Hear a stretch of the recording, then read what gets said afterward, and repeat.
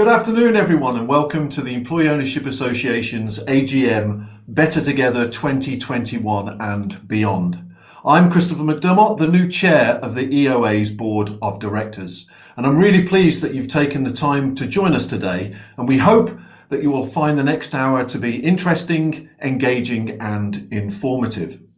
During the course of the event, you will get a chance to hear from the EOA's Head of Membership, Ollie Smith, who will be sharing more about the relevance, reach, and resources available for members in 2021, and from the EOA's Head of Communications, Keely Lead, who will be talking about the media engagement work done by the EOA last year and the great case studies that were produced, as well as looking ahead to what you might expect from the association in 2021, especially around the insights gained from the White Rose survey. You will also be hearing from Simon Holman, who is co-chair of the Employee Ownership Association's Membership Council, on activities they have been undertaking this past year.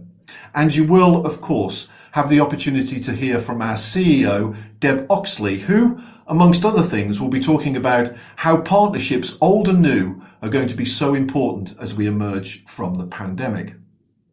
Now, I'm sure that you'll have lots of questions and thoughts and observations on what you see today, as well as on the employer ownership sector in general, and we would love to hear from you, so please don't be shy.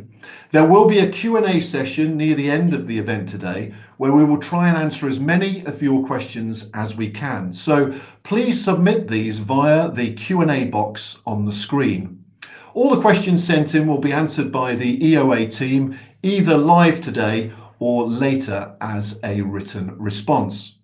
And if you're having any technical issues, you can use the chat box for this and our tech team will race to your assistance. Well, new seems to be one of the key words of today's event, and I'm going to continue this theme by welcoming to his first EOA AGM our new president, Patrick Lewis. Patrick enjoyed 26 years at John Lewis, serving 11 years on the board. In that time, he led operations, finance, and was responsible for the ownership model, representing the perspective of partners at the board. As well as a distinguished career with the UK's largest employee-owned business, he has also been a keen advocate in encouraging others to become employee-owned. He joined the Mutual Task Force set up by the Coalition and became a Mutual's ambassador, supporting organisations spinning out of government. He chaired the Employee Ownership Trust of 3BM, supporting their move out from Hammersmith and Fulham Council and their subsequent growth and development. Patrick left John Lewis at the end of 2020 and is looking forward to widening his engagement with employee ownership, supporting many more to transition in the years to come. Patrick, over to you. Chris, thank you very much and good afternoon all. And I have to say, I am delighted to step into this role, particularly when the opportunity for our model seems to be growing so much. One of my lockdown diversions has been studying Darwinism and the extraordinary adaptations nature makes to ensure its survival. And as humans, we don't come out badly in the comparisons. When faced with huge challenges, we've got an extraordinary ability to adapt. And those adaptations need to be at their cleverest and at their fastest when we're under severe pressure. You could say in situations just like now. And I'm not just talking about the pandemic in all its grimness. It's hard to think back to January 2020 before it all began. But even then, all the signs were signaling a deep need for change. Although the country was celebrating full employment, we knew that employment in a fuller sense had been taking gradual steps backwards. What we really want is a fairer, more fulfilling, and more sustainable economy. We want better jobs and not just a bigger economy. The same picture stretches well beyond our borders. In the US, the tension between the state and the largest businesses is set to define the next decade. In fact, Apple is now worth more than the total economy of Canada. And what have we got in place to make sure that enormous power supports the community in which it operates? The painful scenes in the capital from last month are just the first sign of what happens when that trust breaks down. And ironically, the best answer was penned by the founding fathers of America. Washington, Hamilton, Jefferson, they understood the power of employee ownership. One of their first acts to bring the country together and to rebuild the economy was to give tax breaks to industry, but only if profits were shared with employees. And given our situation, we must reignite that founder's ambition. How come we have got the highest level of in-work poverty? According to the Joseph Rowntree Foundation, over half of those living in poverty in the UK are part of a family with someone in work. And that proportion is growing. It's grown by 50% over the last 20 years. So we are making the situation worse.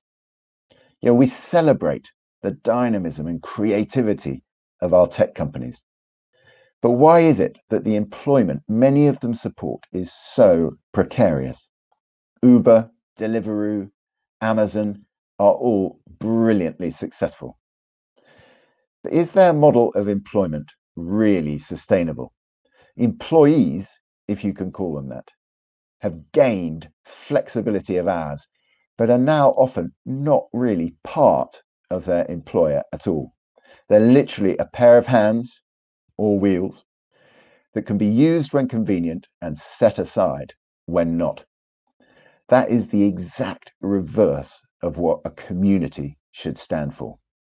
And if the pandemic has taught us one thing, it is to nurture the community that we're part of and pay more attention to the sustainability of frontline roles that are so vital in supporting us all. If you look forwards to the next 2 years, the pressure we're already feeling is set to grow. We're likely to see faster change as we adapt to the underlying impact of technology and the automation of many jobs. The World Economic Forum says the rise of automation will lead to the loss of 85 million jobs worldwide in just the next 5 years.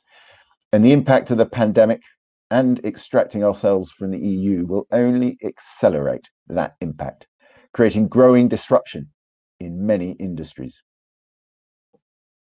So there could not be a better time to press the benefits of employee ownership.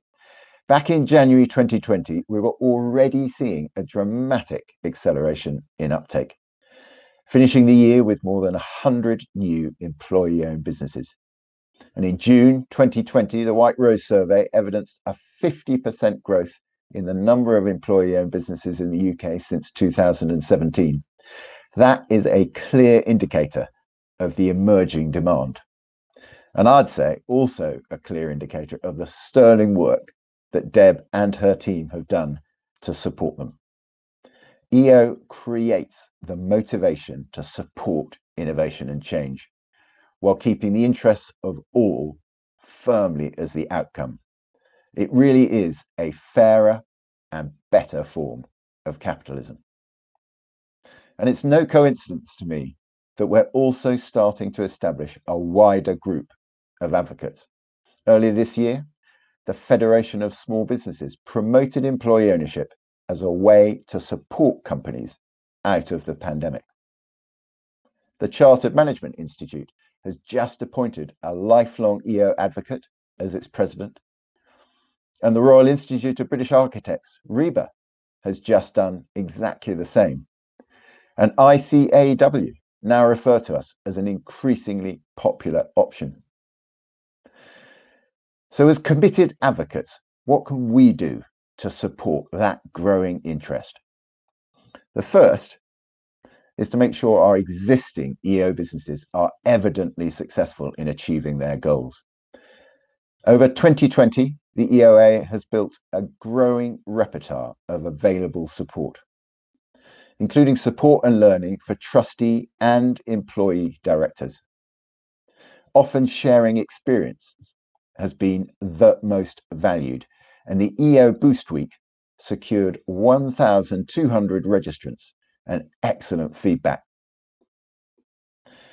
The second is to support those considering a transition to EO. And many of you are already fantastically helpful in sharing your experiences and helping newcomers on the road. Over the year, we've connected you directly with businesses that you can learn from. Plus, through the EO Conversations and virtual network events.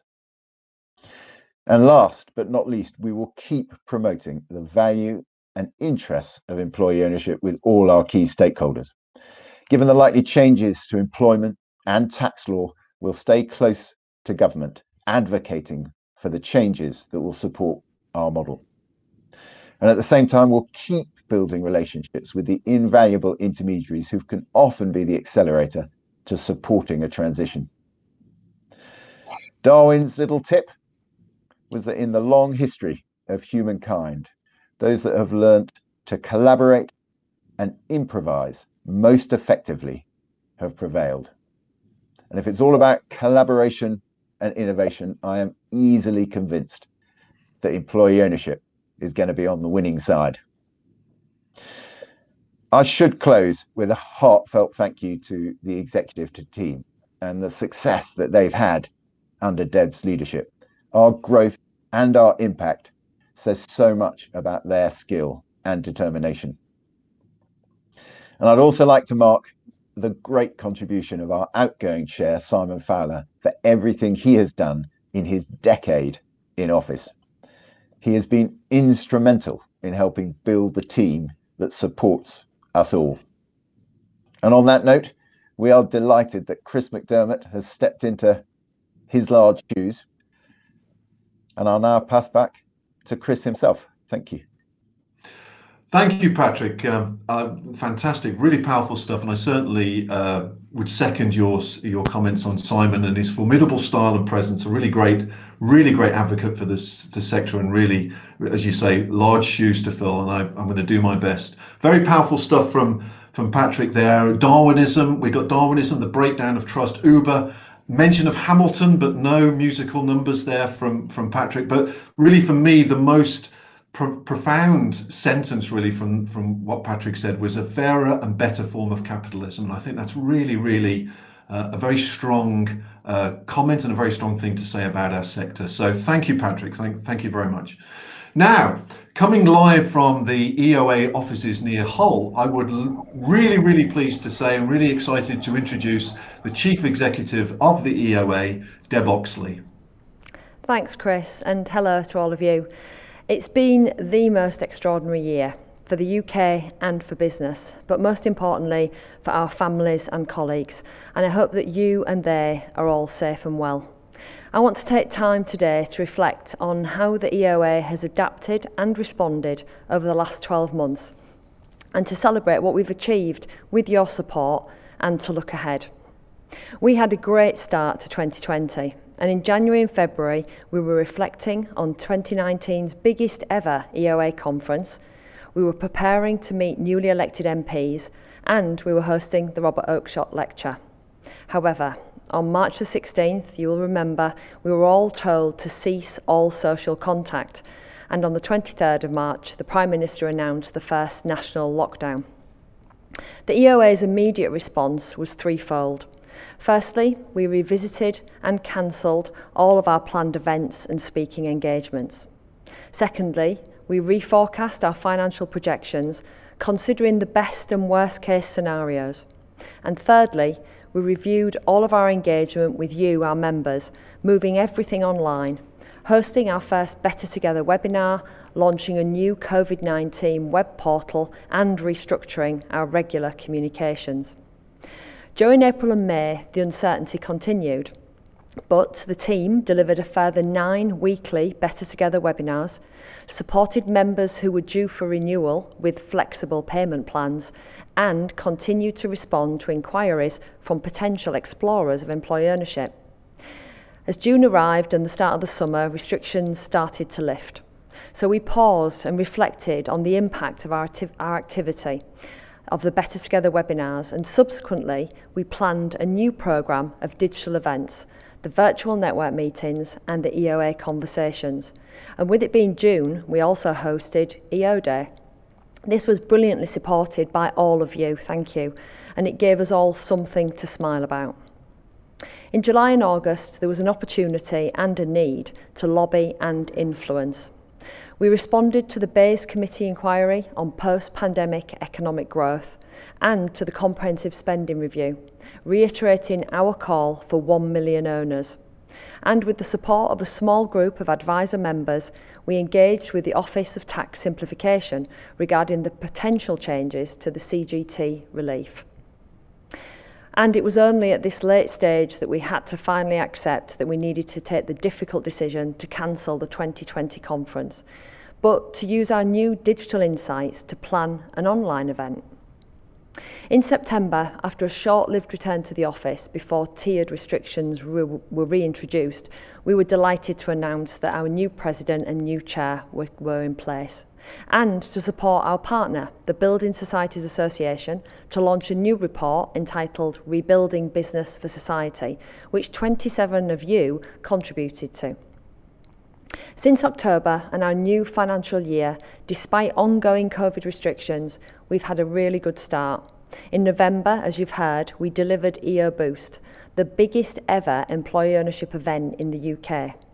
We supported the launch of Ownership at Work's latest report, and in October and January, we delivered our first online virtual course, the Trustee Director course. And I'm also delighted that in January we welcomed 2 new colleagues to the team, Yogi Johnston to cover Hannah Welsh's maternity leave, and Jo Linford, who takes over from Annabel Lewis as she moves up to take a new role in the membership function. So 2020 was a truly remarkable year, but like me, today I'm sure you're going to be delighted to hear that the EOA ended the financial year on the 30th of September in a very positive position, with membership stabilised at 417, although sadly we did lose some members due to the impact of COVID. With a programme of digital engagement established and delivering 23 digital events, all rated either 4 or 5 out of 5 by you. And we exceeded our best case financial reforecast expectations, with turnover of just over 590,000. That's only £6,000 less than the previous year, and with lower operational expenses, delayed projects and a small amount of COVID government support, we also declared a surplus of just over £100,000. So we ended a most difficult year in a strong financial and operational position, and the EOA is now ready to face into any further future uncertainty. With the experience of 2020, we've reflected on what we've learned and what this means to the future of the EOA. And there are 3 key areas that we're now focused on. Firstly, we now appreciate the real value of digital engagement in connecting you, our members, and in reaching new audiences. It works really well for learning and sharing, and it also allows us to engage with new people. But we do know that most of you are really keen for face-to-face meetups when we can. So, once restrictions allow, we will plan to develop a blended approach to our engagement with you, some online and some face-to-face, and we'll be strengthening our own infrastructure to offer more personalisation and self-service through a transformation project that kicks off this month, which will include a review of our current processes, systems and digital platforms. Secondly, we've seen the championing power of the employee-owned community, where EOA members have supported each other and promoted employee ownership via webinars and conversations, via the hub, and of course via EO Boost. So we make no apologies for asking you to keep telling us if you have a story or an experience to share. We'll find a platform to share it with other members to support their growth, or as part of championing employee ownership with external audiences, so that we can increase the impact of both employee ownership and the EOA. Thirdly, the pandemic has reaffirmed our important role of championing and campaigning for more employee ownership in the future. COVID has revealed some of the UK's deepest challenges: social and economic inequality and the lack of economic resilience. And as you've heard from Patrick, the evidence shows that employee ownership delivers in both of these areas.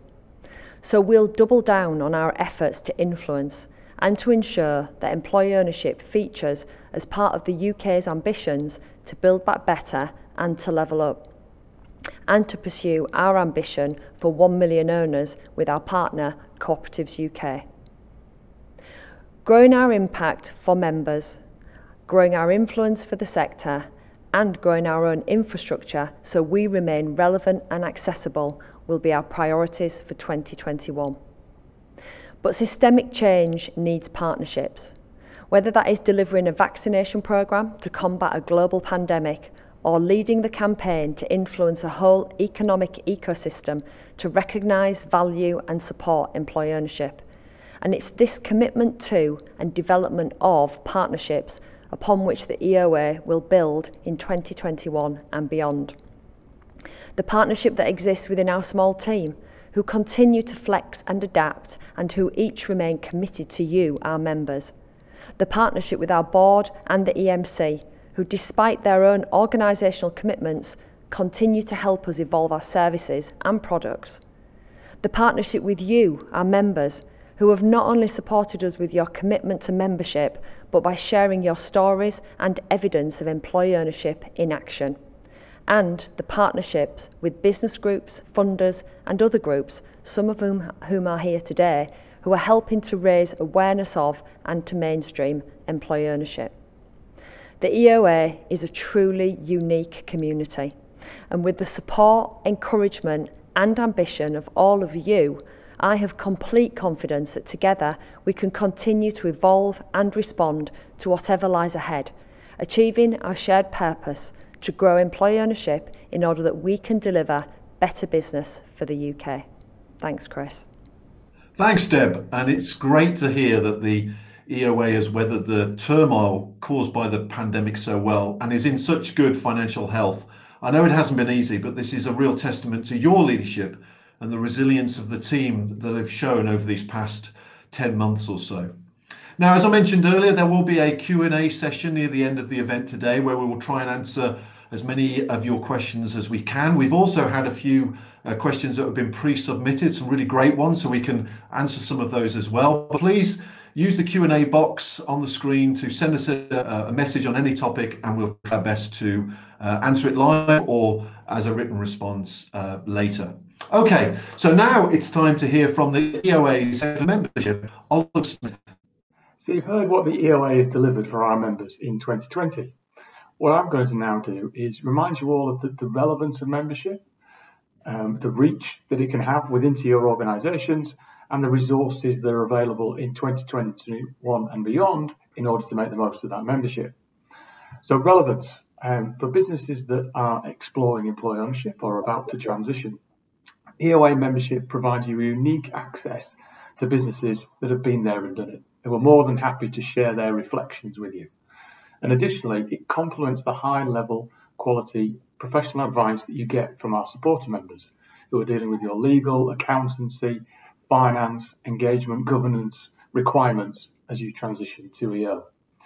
This is demonstrated because in the last 4 months alone, we've started to support over 30 businesses to become employee-owned.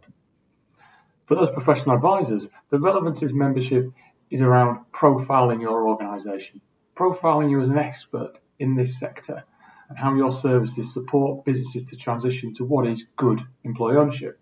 So whether it's participating in our events, simply attending, or looking at sponsorship of any of the activities that EOA offers, there's a unique opportunity again to profile your business within this space. And for those employee-owned businesses out there that are thinking about how do they make the most of employee ownership, membership gives you that access to other people who have been there and done it, who are willing to share their stories and experiences as an employee-owned organisation. So reach. How do we get into your organisations further? So we've been doing this successfully over the past few years in order to support the senior leaders, but also to support those employee owners out there that need to understand more about what is EO. By doing that, you're more likely to increase the positive outcomes of business resilience, improved profit, and crucially, employee satisfaction. So my questions to you are to consider, are all your employees aware of the fact that your business is a member of the EOA? If they are aware, are you wholeheartedly encouraging them to participate in our activities? And thirdly, quite simply, do we have the right contact details for people in your business? If you're not answering yes to all of those questions, I'd encourage you to do something about it to make sure your business is aware of its membership and you're making most of the opportunity. So I mentioned resources at the start. The resources for 2021 build on what we already have as a membership proposition. So the virtual network meetings that allow you to listen to case studies, listen to panel discussions and take part in networking via Zoom are a great opportunity to engage with other people. Also, the EOA Conversations. So we've created these digital roundtables for peer-to-peer discussions. So 7 peer groups, of which we have elected representatives, HR professionals, leaders of employee-owned businesses, and others come together in order to discuss their topics of interest. The EOA simply facilitates that. And of course, we have the EO Hub that continues to grow with now over 1,500 users in order to connect people together, share best practice, and take part in forum discussions 24/7. And you'll have seen that EO Learn was launched in 2020. So we currently have an employee trustee course. We've run 2 very successfully. We've got another one in April and a third one coming up in July. So if you are interested in attending that, just head over to our website for more information. And also, you'll have seen an announcement last month that we go live in February with our independent trustee search. So this is where, for businesses looking for an independent trustee, you can find one via EOA membership. And also, if you're interested in being an independent trustee yourself, this is an opportunity for some personal development to express your interest in the role. So, in summary, we've talked about the relevance. I've encouraged more reach into your business, and I've told you a little more about the resources that are available. So, from behalf of the EOA team, I encourage you to make the most of your membership in 2021. Thanks, Oliver. Relevance, reach and resources. Excellent. So now let's go from the EOA's head of membership to the co-chair of the EOA's membership council, Simon Holman. Hi everyone, I'm Simon Holman, the co-chair of the EOA Membership Council. Now you've heard from Deb and Chris, I'm going to tell you a little bit about what the Membership Council, known as the EMC, has been doing and what we're going to do over the future since we were set up 4 years ago. I'm going to explain a bit about the role of the Council, what activities we've been up to on your behalf, and also what we're doing looking to the future. So to start with, when we were set up in the current form, the intention was to help represent the members to the EOA and vice versa, as well as to provide constructive challenge to the EOA board on the strategy, and in general to help grow the EO sector. We set up the council with a variety of members from different businesses and different regions, and it was important to get a spread all across the country. So whether you're in finance or in engineering or in a public service mutual, we wanted to make sure that there was representation across the board. We've also got all types of EO business model represented, whether that's direct, indirect or hybrid. What have we been up to over the past few years? Well, many of you will have been to the conference and to the regional network meetings in the time pre-COVID, and we've always had a role in helping shape the agenda or take part in whatever way we can to support the EOA. And that will continue to be an important part of what we do, whether it's virtual or when we get back to seeing each other in person. We also had an important role in setting up the EO survey, which many of you may have taken a couple of years ago. We wanted to find out what services members used, what you valued, what could be done better, how can we help the EOA do what it needs to do to make it as effective as possible for the members and to get the message out there. We've also been working on projects such as developing an independent trustee offering. With the growth in employee ownership across the country, there's only ever going to be more demand for that expertise to help on trust boards. So whether it's just putting people in touch with potential candidates or taking a more involved role in helping people source the right kind of candidate for independent trustees, we've been involved in helping to shape that programme. And then there's also the EO Hub, which many of you will hopefully have joined and be a part of. The EO Hub is something we set up because we wanted to keep the conversation going in between the regional meetings and the conference, and to provide a more constant and available way for people to ask questions or to share their expertise.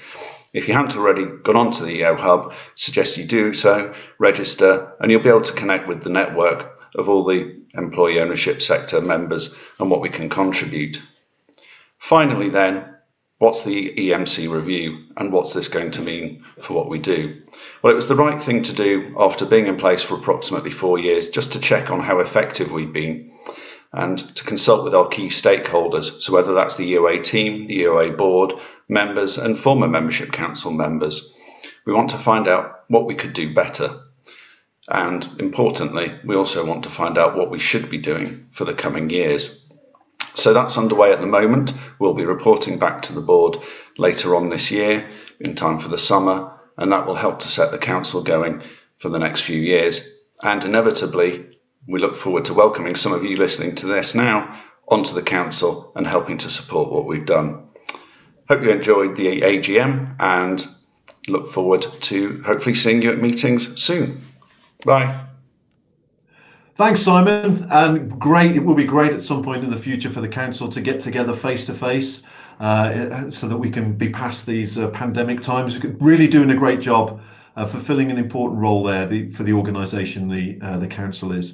Some great questions coming in via the questions and answer box, so please carry on sending those in. They're just coming up on the screen here. I'm just having a read of some of the questions that are coming in. We're going to have a great session, I think, at the end of this. But now it's time to hear from the EOA's Head of Communications and Marketing, Keely Lead.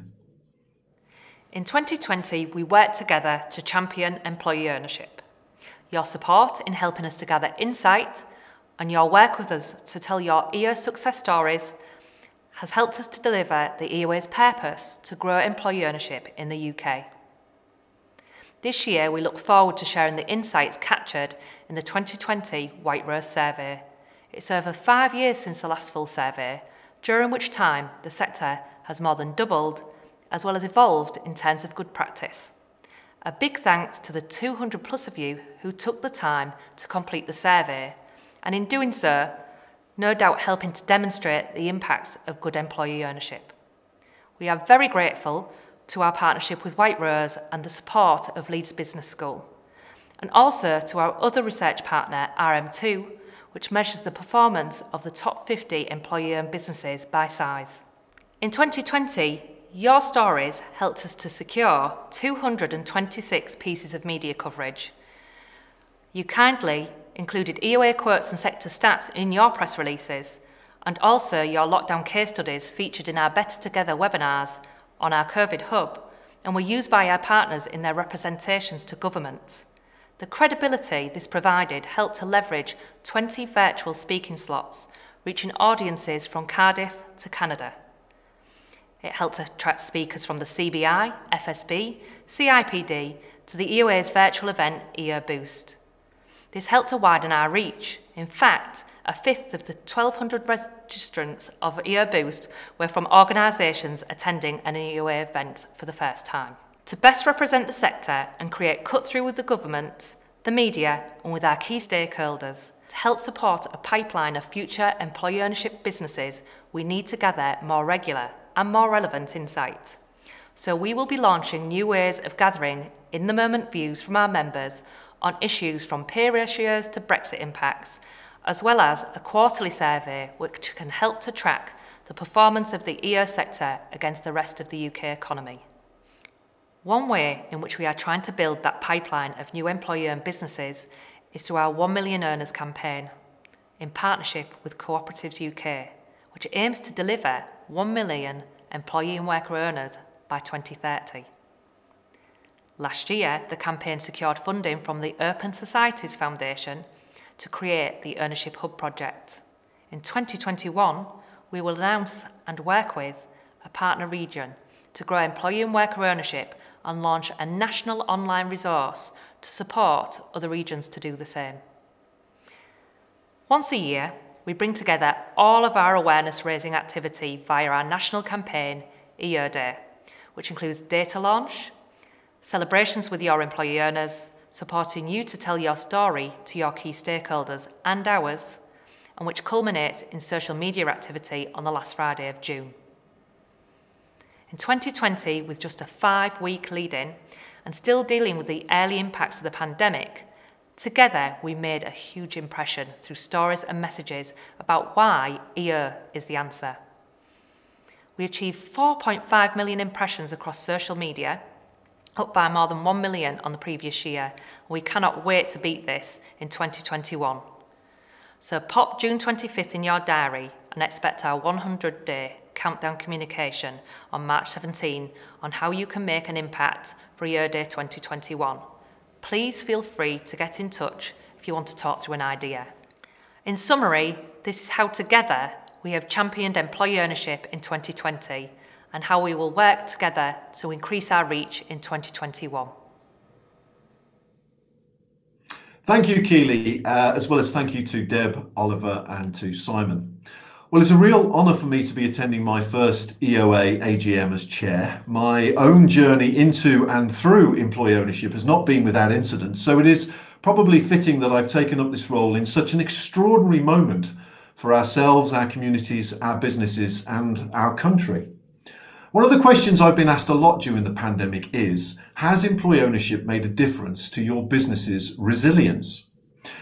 Well, the answer would be to say, yes, of course it has. As well as being the chair of the EOA, I'm also the managing director of the One-to-One Diet by Cambridge Weight Plan, which is a direct selling diet food manufacturing business based in Corby. And we're really into employee ownership and what it stands for. So our default response to whether employee ownership has made us more resilient during the pandemic would be, yes, of course it has. But actually, the real answer is a bit more nuanced than that, because a lot of it boils down to what is in your control and what isn't. Of the things that were out of our control, we just had to accept the way that the world became last year. We haven't wasted too much energy railing against the random injustices of the pandemic. However, of the things that we can directly influence at the One-to-One Diet, well, that is where employee ownership has proved its worth in a host of tangible and intangible ways. In March and April last year, our business, like many businesses, suffered a kind of traumatic shock. It was something totally out of our control and something because of the pandemic that would have happened to us regardless of our ownership structure. It came out of nowhere and it left us stunned. But as we started to recover, we came to see our version of employee ownership as a sort of healthcare framework surrounding our business, the scaffolding, if you like, around our wounded heart, helping us heal and get back to full fitness even quicker than we could have ever hoped for.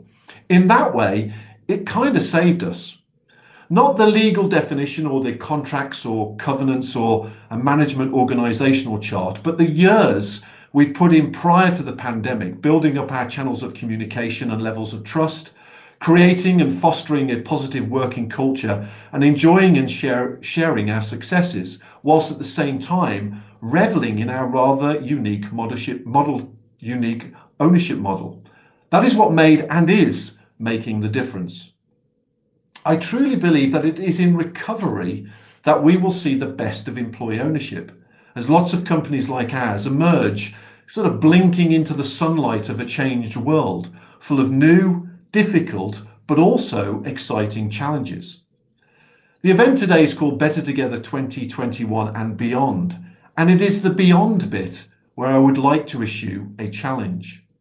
Now, I'm not a founder or an owner. I didn't choose employee ownership for our company. I'm part of the next generation of business leaders who followed on from the visionaries who did make those choices. Instead, I'm tasked with making employee ownership work successfully now, in the moment, as well as for tomorrow and the next day, and almost indefinitely into the future. My challenge is to all the next generation of leaders watching this today. Now is our moment. Now, as we begin to recover from whatever challenges the pandemic has thrown at us, now is the opportunity to show just how much employee ownership can make a difference. Building recovery for today, as well as resilience and prosperity for tomorrow. Of course, let's recover strongly for ourselves and our people, but let's also think of those we want to interest in our sector, the government, policymakers, the media, finance and banking, and perhaps most importantly of all, those current business owners who, in the coming years, will be looking to move on. Let's make sure our success is so good, so strong and powerful that they can't ignore us and our unique model of ownership. The pandemic has clearly highlighted the inequalities within our country, and these will be much on the mind of many of these owners as they look to sell in the coming months and years. Let's get into their financial heads as well as into their hearts, using compelling case stories of those who have already made the jump, and show them why they should consider a more equitable future for their business and their employees. We can tell people employee ownership is great until we're blue in the face. Let's take this opportunity, let's take this moment to really show it. We have probably a once in a lifetime opportunity, because let's hope nothing like the pandemic will ever happen to us again. And that is why the EOA is so important, perhaps now more so than at any point in its history. It provides you with all the support you'll need, connecting you with others, sharing information and materials, creating forums for discussion and debate, and championing the sector to all and sundry with passion, persistence, and pride. It is making sure that it's fit for the future by transforming its digital architecture and offering, and it has a great operational team in place to do this, supported by a dynamic board made up of an exciting mix of people with complementary skills and passions. It also, as you've heard earlier, has a great new president who has a very clear vision for our sector. And of course, it has all of you. Hundreds and hundreds of businesses doing all sorts of things in all sorts of places, living and breathing the values that we all hold dear. Now is the moment. Now is our moment. As Keely mentioned earlier, the EOA's ambition, along with Co-ops UK, is for there to be 1 million employee worker owners in the UK by the 2030. That sets us the challenge during what could be a new roaring 20s decade to demonstrate our success, to showcase our ability to be resilient, then to rebound and then recover, and then finally realise the full potential of employee ownership. To show our doubters, as well as our champions, that there is a better way to own and run businesses, and there is a better way to share wealth and prosperity. Because in our sector, we most definitely are better together. Okay, so now I'd like to invite the team to come together virtually so that we might be able to, there's everybody, we might be able to go through some of the questions that have come in. I will start off with a question that's come through from Jeremy Gadd from J. Gadd Associates. Jeremy asks, how do you see the sector growing over the next 3 to 5 years, and what plans does the EO have to support this growth? Deb, perhaps you could answer that one. Yeah, thanks, Chris. It's a good question. I think probably if you look at the next 5 years, you're looking at a story of supply and demand. What we've seen over the last sort of 5 years at least has been an increase in demand, and I don't see that changing at all. And I think it's still going to be centred around the succession story. So these are business owners that are looking at, moving their business on, selling their business, looking at retirement. So we're still going to see an increase in those baby boomers. Certainly we're seeing it now, even in the midst of a pandemic. But also it's going to be driven not just by sort of baby boomer, that generation getting to a certain age, but I think by business owners looking at better forms of business, more responsible business, And then, of course, we'll still have the after effects of the pandemic, which will be guiding some owners to think about probably planning for succession earlier than they might have done. So that's on the demand side. I think on the supply side, we'll see more development of financial products. It's been a recognised gap in the market, but we've got a small number of providers in that space now. We've got organisations like ThinCats and RM2 and Capital for Colleagues and Volloop, who are all offering alternative ways of financing transactions, as well as the mainstream banks, who are all now, thankfully, in a position where all of them have at least managed one transition, if not many more than that. But I think we'll start to see more development in that space as well. So I don't see there being any decline at all in the next 5 years. And in terms of how we are preparing for that, I think, externally, it's very much about that partnership message that actually Patrick talked about, the collaboration that we need. We've seen the success of partnership working straight after the ownership dividend was published, and the development we had with partners like the FSB and ICAW and now the CBI, and with our nation partners in Scotland with CDS and in Wales with the Wales Cooperative Centre. So I can see that continuing. And as far as the EOA is concerned, you heard me say earlier, we are preparing ourselves for the future. So our transformation, the development we need to make around our processes and our systems and our technology is going to leave us in the best possible place to capitalise on that demand. Brilliant, thanks Deb, that was really good. Next question's in from Val King from BFG Associates. Thanks for sending us in, Val. What plans does the EOA have to get the message of the benefits of employee ownership out to the wider business community? Keely, perhaps you could answer that one. Keely, I think you're on mute. Thanks for the question, Val. So there's a two-pronged approach here, really. So we're looking at our influencing and awareness raising, and so we've got our rich sources of content with our member stories, we've got our data, and we've got our thought leadership, and that allows us to reach out to the media. We're looking to deepen those relationships with our partners and get more regular contact with the government. But what we've really found that's important in the past year really is that working with supportive members like you guys who give valuable expertise to make sure we have a credible series of information through webinars, and making sure that we share that really good membership expertise in events like EO Boost, and also work with those partners to make sure there is a ready stream of pipeline of new employee-owned businesses for the future. Brilliant, thanks Keely. We've got to have at least one, on every Zoom session, you at least once have to say, I'm sorry, you're on mute.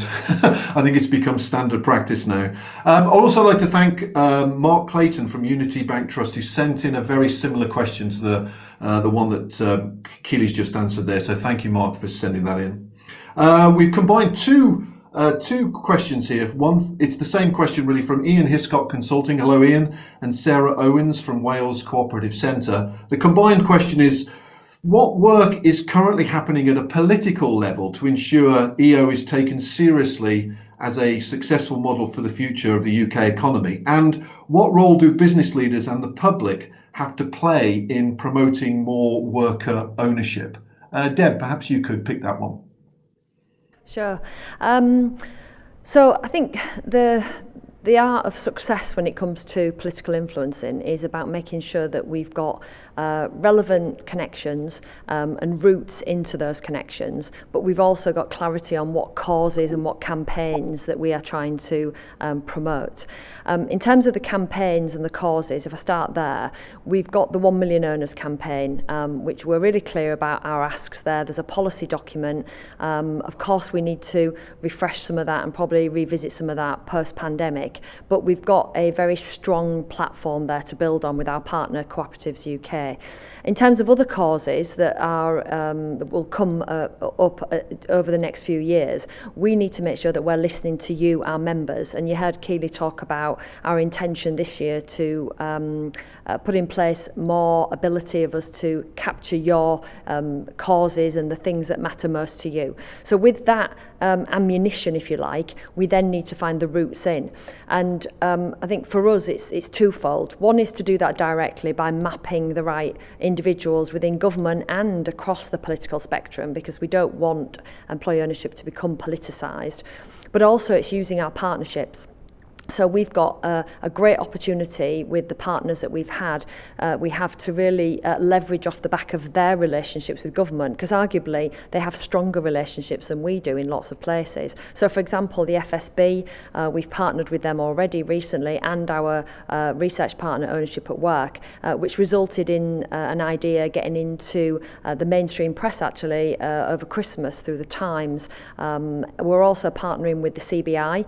You'll probably be aware that their new Director General has laid down the gauntlet to develop a new economic vision for 2030. So we've already written to Tony Danker. We've had a response from him saying that we are going to be invited in to have a conversation with other stakeholders around what that economic vision should be about. So I think that's the route for us. We're a very modest size organisation and we can't overpromise in the space of political influencing. So we've got to do it with partners. Which takes me to, I think, the last bit of the question, Chris, which was what can members do? Well, you can keep doing what you keep doing so well, which is you can keep telling your stories. You can keep writing to your local newspapers. You can write to your local MPs. You can make sure on EO Day that you do something. You can invite your local MP to come and visit. All of that creatively creates lots of noise, and actually having the voice of employee ownership coming not just from the EOA but coming from all of you and your organisations is far more powerful, I would say. Great, thank you. We had a really great question come in. We didn't get the name, unfortunately, but it's a cracking one. Are there any plans to expand on the research that EOA does? For example, comparing how EO businesses have dealt with COVID with non-EO businesses. Deb, do you want to pick up that one? Maybe I can say a few words and then maybe Keely can also add some words to that. So our route to develop research, and we took this decision as a board a couple of years ago, is to work with our partner Ownership at Work, who many of you will know is a think tank, a charitable think tank. I'm a trustee of that. Anne Tyler is the chair. Campbell MacDonald is the interim chief executive. Because we felt that that was the right thing to do, to have an arm's length organisation that we could partner with, who then has the capacity with their charitable status to go and partner with others, academics and the likes, to get the right research. So I know Campbell has got a plan for lots of different research that he would like the think tank to do, and he's currently working and talking to some funders. So that's one route in. I think, Keely, you might want to talk a little bit about some of the other opportunities that we're often approached with for research. Yeah, sure. So I think the thing is, it's quite early to understand the resilience issue with employee ownership and COVID, because we know we kind of are always a year behind with stats. We know there is some research going on in Scotland at the moment, and we did, as part of our White Rose survey, ask questions about how people had responded during the pandemic. This year, on EO Day, we always announce data sets, and this will be really, really telling this year.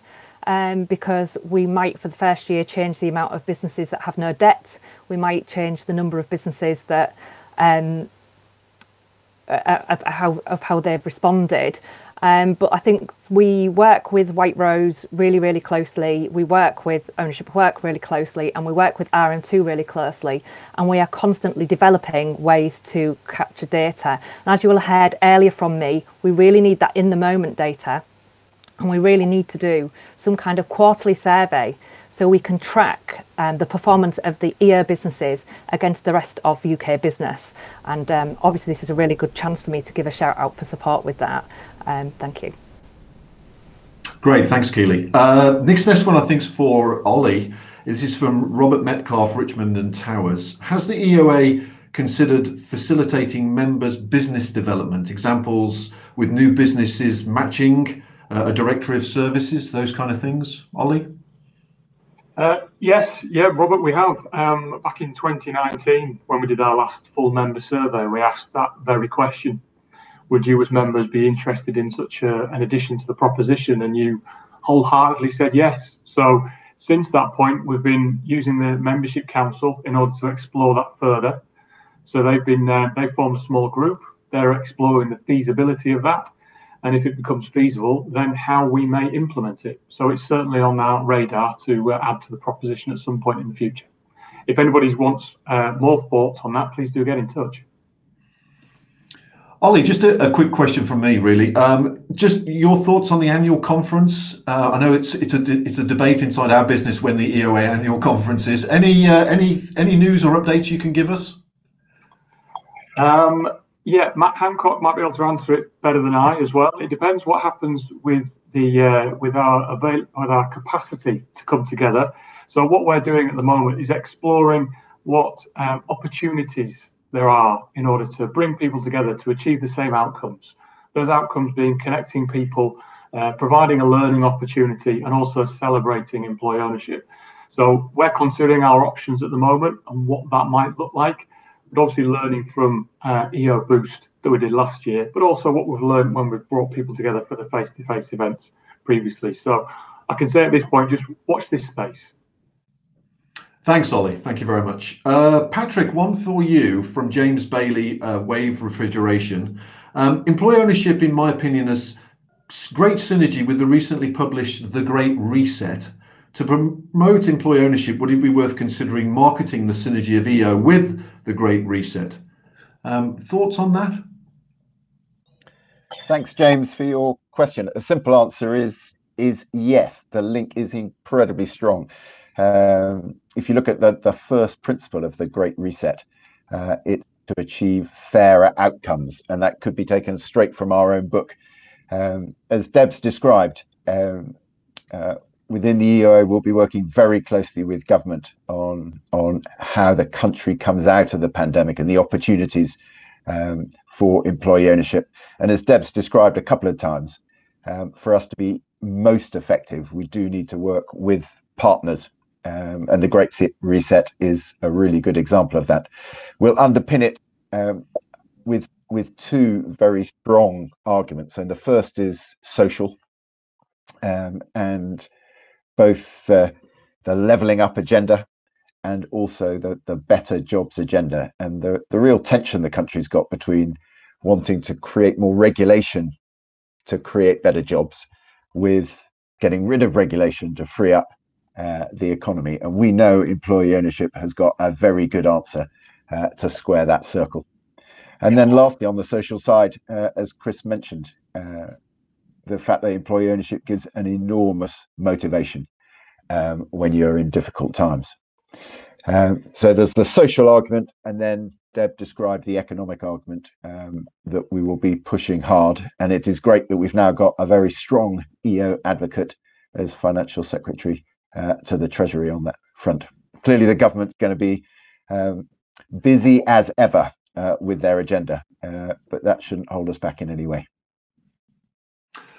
Thank you, Patrick. Well, that was an incredibly quick 1 hour. I can't believe how fast that's gone. And we have not really got any time there to take in more questions because we've got to wrap up. But all of the questions that have been sent in, as I've said, the EOA team will draft responses and get back to everybody. So just for me really to thank you everybody for your time today, and thanks for the team for pulling this all together. And thank you to Patrick and Simon.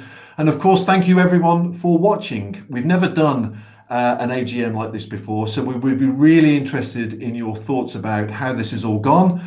So we will be sending out a short questionnaire soon to get all your responses, so please fill that in when it comes through.